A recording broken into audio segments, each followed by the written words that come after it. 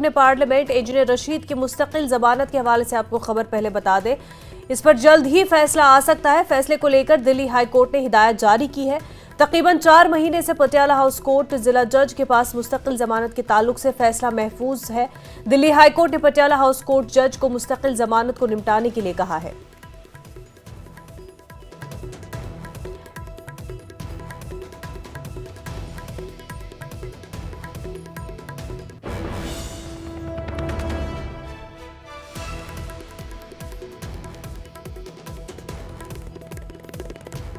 कि बारामूला के रुकन पार्लियामेंट इंजीनियर रशीद की मुस्तकबिल जमानत पर फैसला जल्द ही आ सकता है और फैसले को लेकर दिल्ली हाई कोर्ट ने हिदायत जारी की है। तकरीबन 4 महीने से पटियाला हाउस कोर्ट जिला जज के पास मुस्तकिल जमानत के ताल्लुक से फैसला महफूज है और दिल्ली हाई कोर्ट ने पटियाला हाउस कोर्ट जज को मुस्तकिल जमानत को निपटाने के लिए कहा है। तो जल्द ही इंजीनियर रशीद की जमानत को लेकर के फैसला आ सकता है।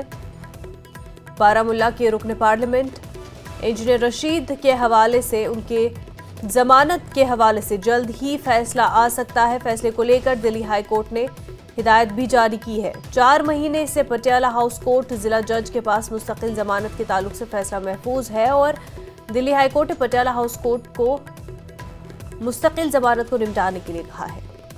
तो फैसला इस हवाले से बहुत जल्द आना है। हमारे साथी खुर्रम शहजाद इस वक्त हमारे साथ जुड़ चुके हैं। बहुत जल्द जो है इंजीनियर रशीद की मुस्तकिल जमानत को लेकर के फैसला आ सकता है। आपके पास इस वक्त क्या अपडेट है? देखिए, दिल्ली हाईकोर्ट की तरफ से Patiala house special NIA court को डायरेक्शन दिया गया है कि वो जो जमानत का मामला लंबे वक्त से जो है ज़ेर इल्तिवा है, उस पर जो फैसला रिजर्व रखा गया हुआ है तकरीबन 4 महीने से, उसको जल्दी से निपटाए, उसका फैसला करें, उसका निपटारा करें। दरअसल ये मामला दिल्ली हाई कोर्ट में उस वक्त गया था जब special NIA court Patiala house की तरफ से ये कहते हुए फैसला रिजर्व कर लिया गया था कि फिलहाल बड़े किसी इशू पर जो है उनको फैसला देने का इख्तियार हासिल नहीं है।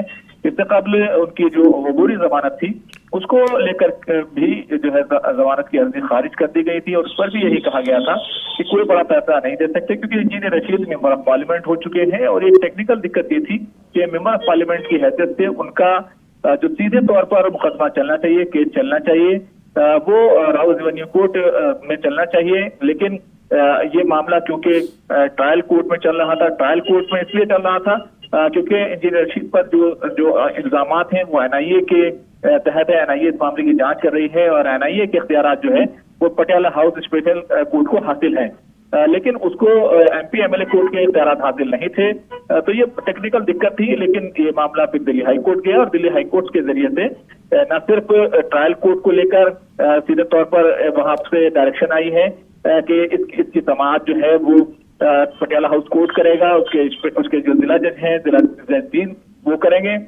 और साथ ही साथ ये डायरेक्शन भी आई है कि अब इस मामले में जो फैसला रिजर्व रख लिया गया था, जिस पर समाअत पहले ही पूरी हो चुकी है, तमाम दलाइल पहले ही दिए जा चुके हैं, फैसला रिजर्व है, तो उस पर का भी निपटारा कर दिया जाए। क्या फैसला आएगा, क्या इंजीनियर रशीद को जमानत मिलेगी, ये अदालत इसको तय करेगी, लेकिन फैसला उस पर आएगा। और अगर फैसला इंजीनियर रशीद के खिलाफ आता है तो फिर वो हाई कोर्ट से लेकर सुप्रीम कोर्ट तक इस पूरे मामले को या डबल बेंच में या उससे बड़ी बेंच में जो है उसको चैलेंज कर सकते हैं।